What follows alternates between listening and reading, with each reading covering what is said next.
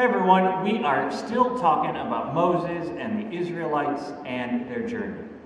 And one of the things that happens along the way is it's not an easy trip. I don't know if any of you have ever been camping before, right? It's not as easy as being at your house, right? You gotta cook food and you gotta build a fire to cook it, and you're living in a tent, and there's not all the things like a house. Who knows what your bathroom is? All that kind of stuff. Camping is fun. I like it. I think it's fun. But everything's a bit more work than it normally is. Now imagine that except instead of just camping for a weekend or a week, you're camping for a long, long time. And there isn't stores where you can pick up groceries to bring with you along the way. You know, you kind of got to find what you can get. And so the Israelites, it's kind of like they're camping out there, and they are kind of low on food because the desert isn't really known for having lots and lots of food just wandering around, right? They're not staying in one place, so they're not farming. They have to find what they can find. And they're kind of hungry and grumpy and sad. And they're angry at God, and they're angry at Moses because they figure, yeah, we were slaves in Egypt, but at least we had food to eat and a place to sleep and water to drink.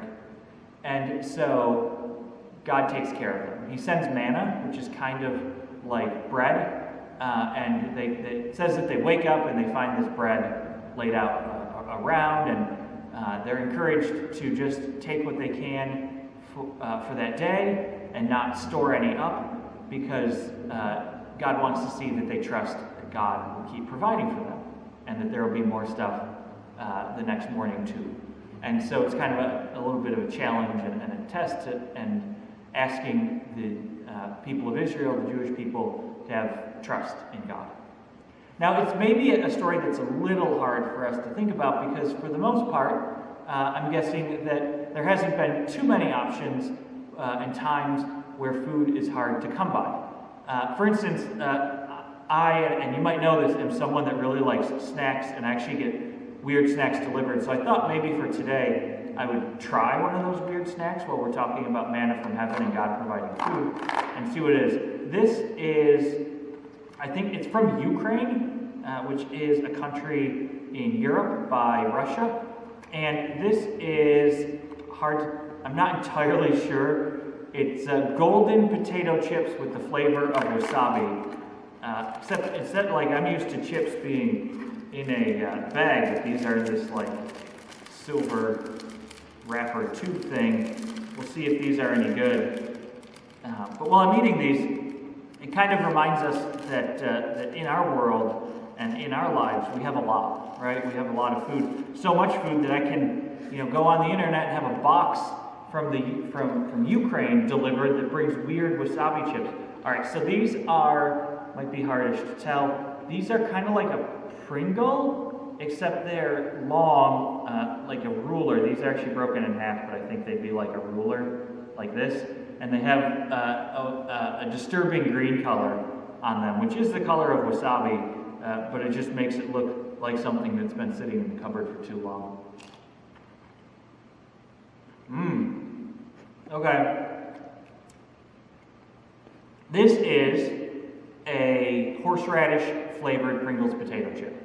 So if you like horseradish and you have some Pringles, just go to your refrigerator, pull out the horseradish, spread it on a Pringle, and you will experience the exact same thing that I'm experiencing with these.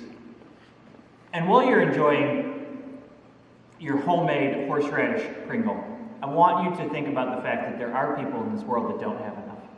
That there are people in this world who aren't as fortunate as we are to live in a place where, you can get weird food delivered. You probably have plenty of food in your house.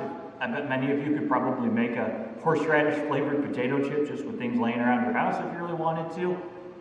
But there are people in this world that don't have enough. And one of the things that God is always asking us to do is to help do the things that God does and to care for people the way God cares for people, right? That's one of the big messages, right? To love one another and to love God. Well, in our story today, we have God providing food for people. And so we know that that's something that God does. And in this world, there's people that don't have enough. And so we know that there are people just like the Israelites who were worried about where their next meal was going to come from. So you know what? One of those things that we can do to be like God is to help people who don't have enough food. Maybe you could donate to a food pantry. Maybe your school does a can drive. I know a lot of schools do that. Maybe you could figure out other places to donate food. Maybe you could help someone if you know someone. The chips are making me cough. Maybe you could help someone if you know that they don't have enough. But what I want you to remember is that God helped people who didn't have enough food. God asks us to do the kinds of things that God does. And so there's ways in this world to help people who don't have enough food. It's something that I want you to remember now, and honestly for the rest of your life. Because there will always be people in this world who are hungry. And as people with a lot, it gives us the opportunity to help people that might not have as much. And so we help people here through the church at St. John's. We help people in our community. And you can find ways to help as well. So just remember that. There are people that don't have enough. We can help them. And I think that God would really call us, would ask us, would encourage us to help those people when we can. Bye, everyone.